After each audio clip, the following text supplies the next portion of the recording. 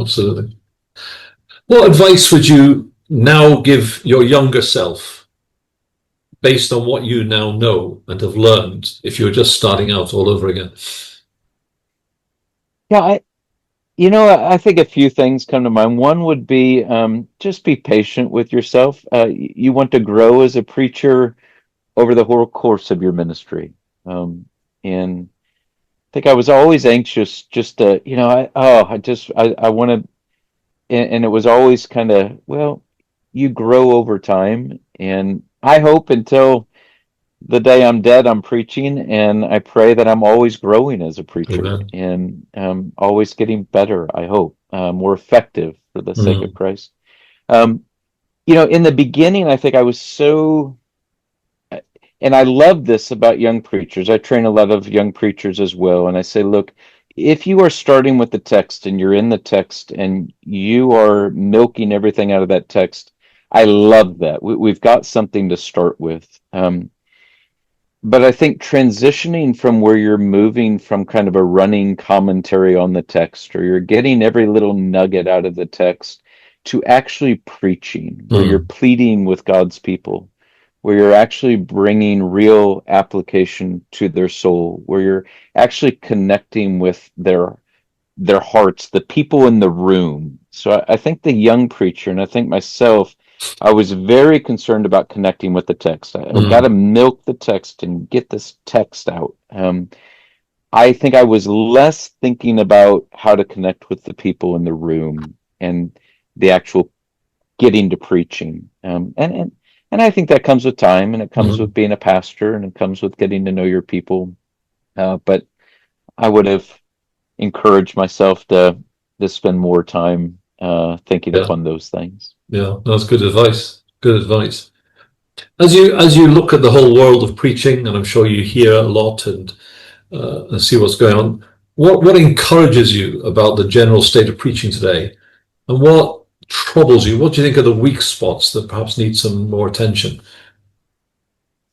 Yeah, very encouraged by there has been a return, it seems to me, over the last 20, 25 years of expositional Mm.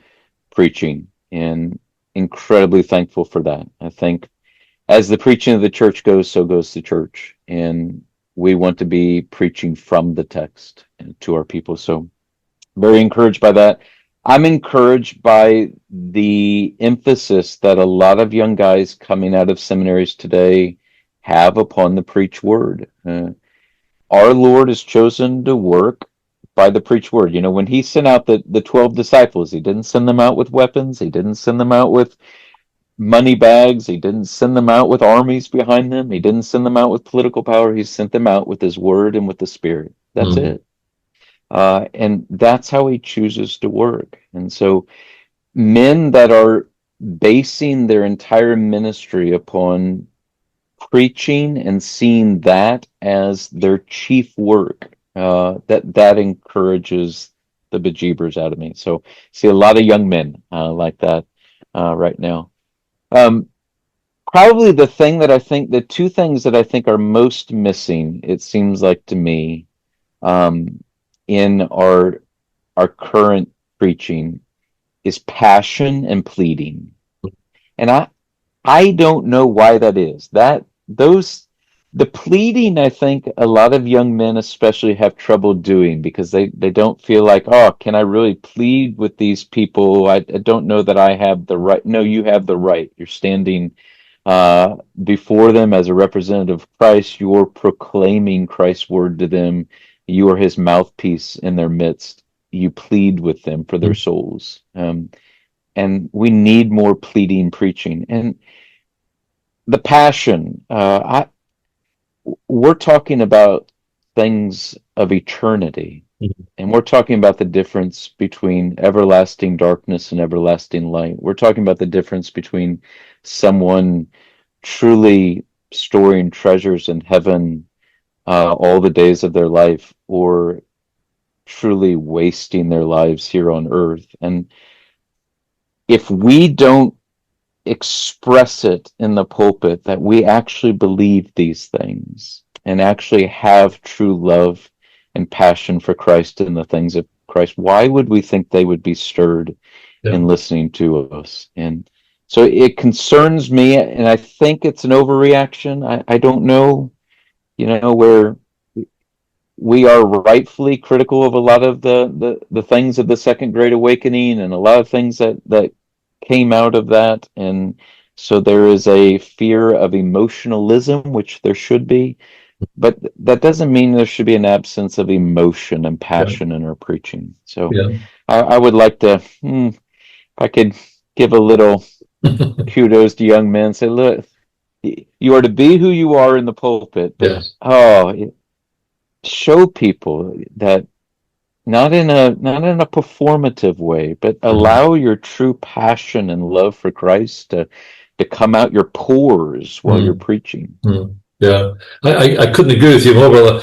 There's a whole school of preaching training in the UK that overtly says, don't get emotional. And I just don't think that's preaching. That's lecturing. That's teaching. It's dry. It could be biblically correct. And I think, from my perspective, one of our problems, I think, is there's an almost overemphasis, if there can be such a thing, on the exegetical preciseness that actually takes the life out of the thing. It's the old Yes. dissecting a frog type illustration. There's nothing left at the end of the day, just this cerebral analysis.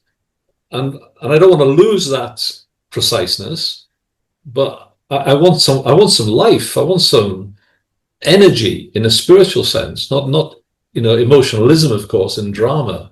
But how, as you say, how can you preach on heaven and hell? How can you preach on the redeeming love of Christ and the cross without your affections being affected? Never mind anybody else's. It Yes. beats me how you can do that. Quite frankly, it's Me too. you know. Me Um, too. But yeah, well, it's a one. I think we have to allow personality to come out. The of second course, is we have to pray up to it. We have to pray ourselves full to it as well, yeah. and be allow ourselves to get there by the grace of Christ and by the work of the Spirit.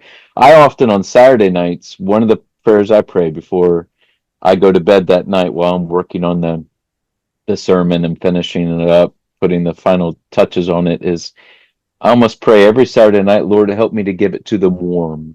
I want to give it Mm, to them warm. I want it in here to burn within here so that yes, when it's being given, there's a warmness that's already being conveyed.